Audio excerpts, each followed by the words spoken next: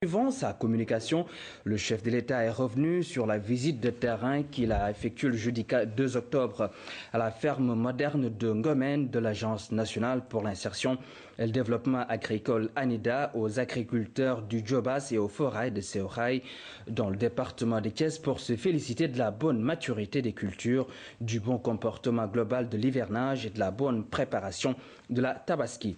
Il a instruit M. le Premier ministre de veiller au raccordement de la localité au réseau électrique, à l'équipement de la ferme en matériel agricole et à un appui pour la mécanisation de l'exploitation, ce qui permettra au modèle de contribuer à la relance de l'agriculture. En rappelant son option résolue pour l'efficacité de l'action gouvernementale, le chef de l'État a insisté sur la nécessité de mettre en œuvre un processus de recensement et de maîtrise des effectifs des jeunes sans emploi. Il a en outre instruit M. le Premier ministre de prendre toutes les dispositions pour le démarrage de l'audit physique et biométrique des personnels de l'État en vue de procéder à l'unification des différents fichiers. Par ailleurs, le président de la République a instruit M. le ministre en charge des collectivités locales de prendre sans délai en relation avec le maire de Dakar les dispositions nécessaires pour le nettoiement de la capitale et le désengorgement de Dakar. À cet effet, pour une plus grande cohérence entre la politique de l'État de l'habitat et l'aménagement du territoire, il convient d'établir une conurbation Dakar-Mbour-Thiès avec de nouveaux pôles urbains qui tiennent compte des activités économiques dominantes dans les différents espaces à urbaniser. Aussi, le Premier ministre a-t-il été instruit de prendre toutes les dispositions pour l'émergence d'agropoles, d'écopoles et du pôle universitaire et des métiers dans ces espaces à urbaniser. À la suite du chef de l'État, le Premier ministre a vivement félicité M. le Président de la République pour sa participation remarquable à la 67e session de l'Assemblée générale des Nations unies à New York, où il a su faire entendre la voix de notre pays dont le concert des nations est prise de démocratie, de paix et de justice sur les questions majeures. Il a salué son engagement résolu aux côtés de tous les pays de la CEDEAO pour la restauration de l'intégrité du Mali et la lutte contre les terroristes qui sévissent dans notre sous-région.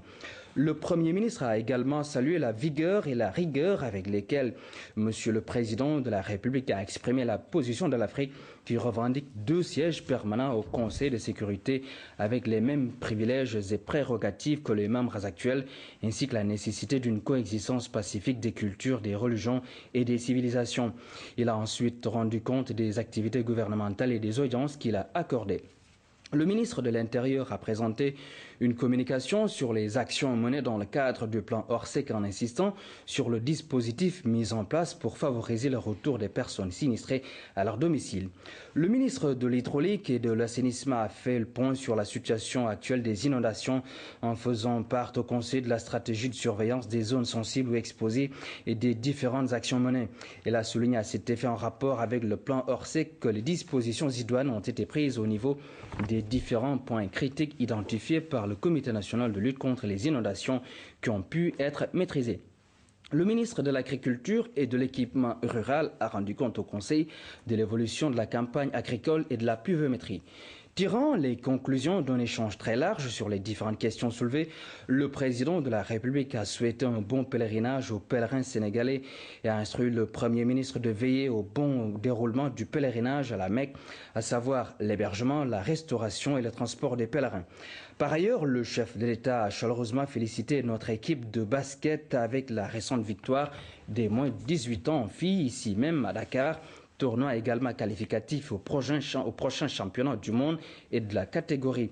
Les mêmes félicitations ont également été adressées aux équipes de handball des moins de 20 ans, garçons et filles, qui ont également remporté le challenge du Trophy de la zone 2, se qualifiant ainsi au prochain challenge du Trophy continental de 2013. Poursuivant sa communication, le président de la République a également insisté sur la nécessité pour les membres du gouvernement d'accompagner les actions entreprises par une communication accessible et des messages qui expliquent aux populations les enjeux et l'importance des décisions.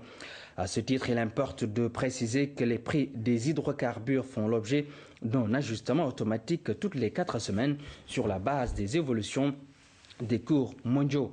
Pour les produits pétroliers, le gouvernement a consenti à réduire la TVA pour limiter la hausse. En effet, l'abandon par l'État des recettes de TVA au cours des 4 semaines à venir est estimé à 1,5 milliard de francs. Pour rappel, pendant presque tout le premier semestre 2012, le prix du gasoil a été bloqué à 792 francs le litre. En effet, l'application de la vérité des prix pour les carburants aurait conduit à une hausse plus importante.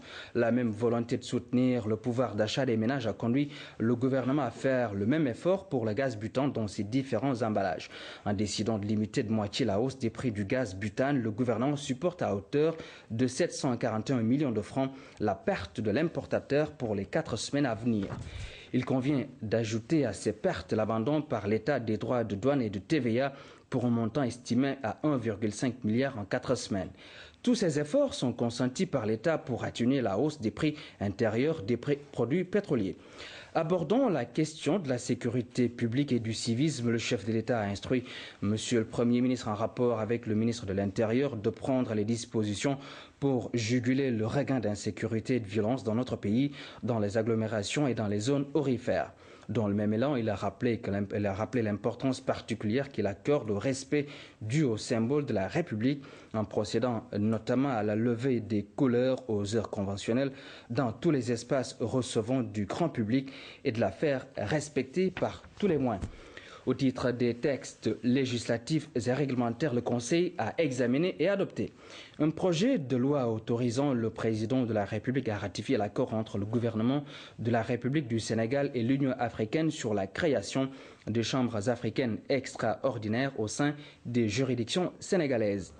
Un projet de loi portant loi de finances 2013, un projet de décret portant suspension de l'exportation de la ferraille et des sous-ferreux et des sous-produits ferreux, enfin un projet de décret portant organisation et fonctionnement de l'agence pour